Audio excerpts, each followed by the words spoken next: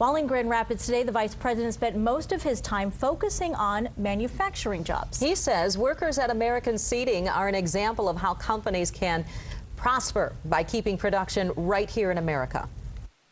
What manufacturers need most over the next 10 years is a skilled workforce.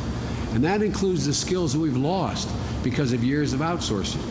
How many skilled tool and die makers used to live and work in Michigan? How many are left? To help, Biden pledged to eliminate incentives that ship jobs overseas. The vice president is now back in Washington. Air Force Two left Ford International Airport 3 hours ago. We are all over the vice president's visit and its impact on Decision 2012. We begin with Rick Albin. He went one-on-one with the vice president, and Rick joins us right now live. Rick? In the past week and a half, the president and vice president have been in Michigan. That is not by accident. We have told you a number of times that Michigan will be a battleground state. I would go so far as to say it is shaping up as perhaps the battleground state. I could go through the electoral map and tell you why, and we will in weeks to come. But for now, it's important to remember that there'll be a lot of attention on our state. I asked the vice president just how much.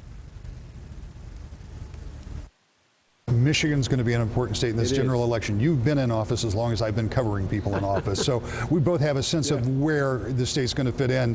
But this really could come down to be one of the make or break states when you look at the electoral map. Absolutely. We look like we feel real good about Michigan. If you look at the polling data, which can change in a heartbeat, we're in better shape here in Michigan. It should be a state. We're taking nothing for granted, though.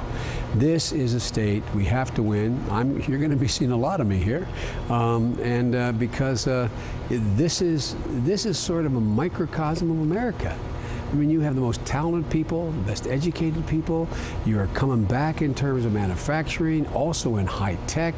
I mean, this is sort of a petri dish for the recovery of America, and it's important that we do well here.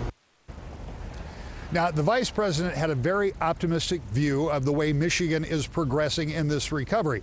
Interestingly, later today, I talked to the Senate Majority Leader, a Republican here in Lansing.